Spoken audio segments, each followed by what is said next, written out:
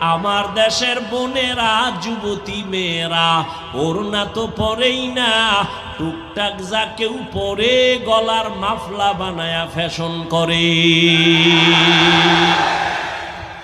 তো কুজাও সুন্নতে আহমদ কুজা বা মোহাম্মদ কে বুয়াদ নিসবতরা কারে শয়তা মিকুনি নামত বলি গরওয়ালি লানতাস্তায় বরওয়ালি।